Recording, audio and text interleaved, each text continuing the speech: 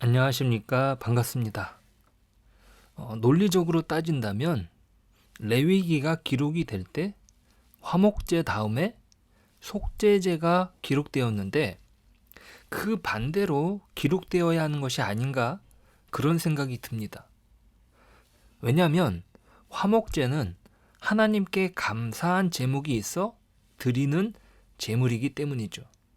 그래서 제물의 전부를 드리는 것이 아니라 일부를 드리고 나머지는 이웃들과 나누어 먹습니다. 잔치가 벌어지는 거죠. 그래서 나눌 수 있을 만한 제물이 드려지는 거예요. 소, 양, 염소. 그래서 비둘기는 드려지지 않습니다. 하나님과의 화목이 아니라는 말이죠. 하나님께서 베푸신 은혜에 대한 감사. 그것이 사람들의 관계를 부드럽게 화목시킵니다. 자, 오히려 속죄제가 하나님과의 관계 회복을 위한 제사입니다. 그렇기 때문에 어떤 사람이라도 예외 없이 드려지는 거죠. 그래서 제물은 수송아지에서부터 곡식까지 다양합니다. 어떤 사람이라도 예외가 되지 않는 거죠. 부자에서 가난한 사람에 이르기까지, 일반 사람에서 대제사장에 이르기까지 죄는 그렇게 사람을 무너뜨립니다. 누구도 예외가 되지 않는 거죠. 그러니까 오늘 본문의 핵심은 부지중에라는 단어입니다. 사실 이 단어는 2절에서 등장합니다. 하지만 개역개정에서는 그 번역이 빠졌죠. 쉬운 말 성경에서는 이것을 실수로 어겼을 경우로 번역합니다. 실수로 내가 모르는 중에 저지르는 죄를 말합니다. 우리는 그런 실수는 보통 넘어가 줄 수 있는 것이에요. 그런데 왜 하나님은 이것을 문제 삼으시는 걸까요? 그것은 죄라는 것이 작더라도 그 파급력이 엄청나기 때문일 것입니다.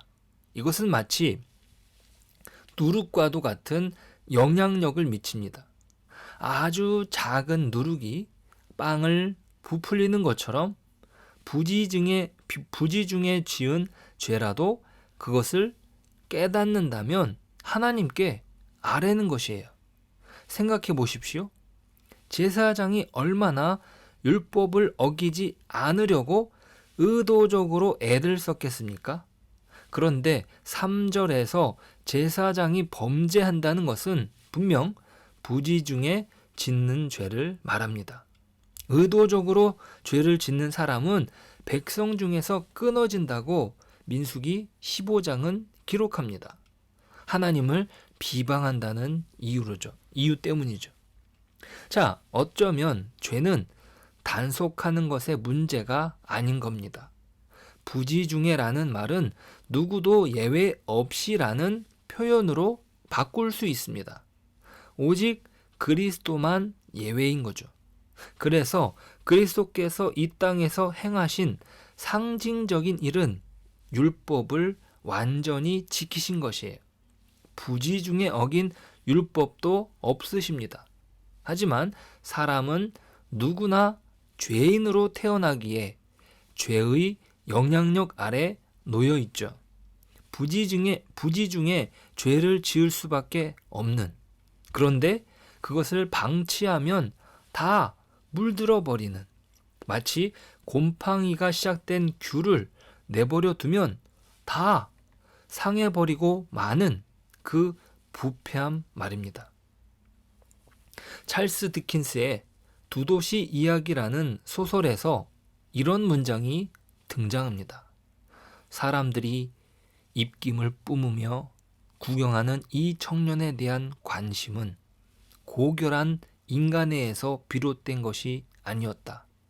그가 덜 섬뜩한 선고를 받을 가능성이 있다면, 그에게 일어날 끔찍한 일이 하나라도 빠진다면 그만큼 그에 대한 매력도 줄어들 것이다. 잔인하게 토막날 운명에 처한 몸뚱이는 좋은 구경거리였다.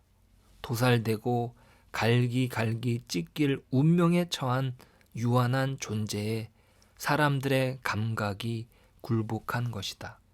이처럼 사람들이 아무리 다양한 기술과 능숙한 자기 합리화로 그럴싸하게 포장하더라도 그 근원에 있는 저열한 호기심은 실로 악마적인 것이었다.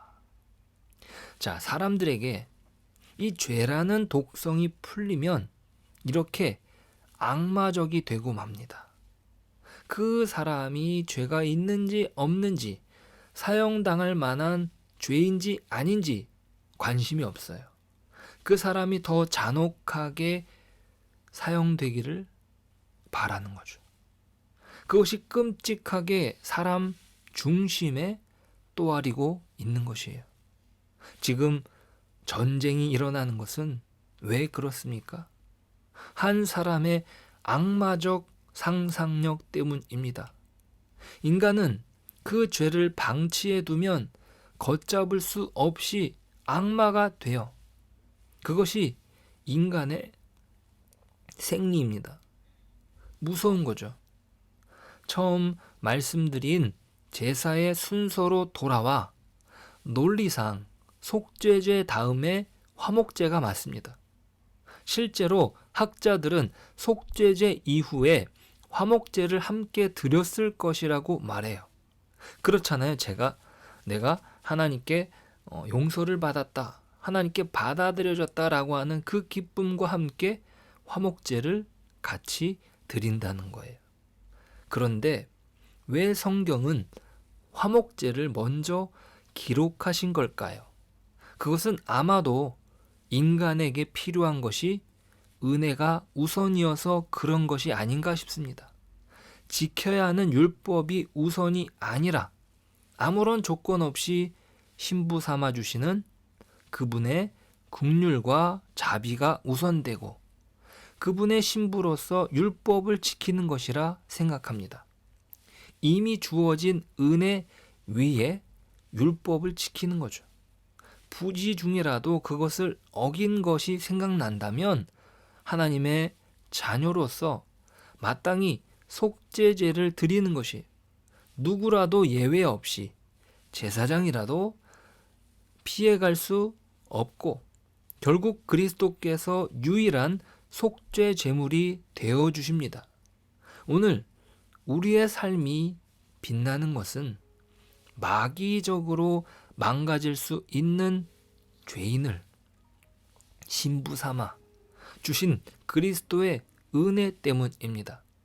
오늘 우리의 삶이 그리스도의 은혜 위에서 더 빛이 나고 성도다워지는 그런 은혜를 누리시길 축복합니다. 기도하겠습니다. 하나님, 우리가 하나님 앞에 여전히 죄인입니다. 우리가 부지 중에도 죄를 지을 수 있는 완악한 자들입니다.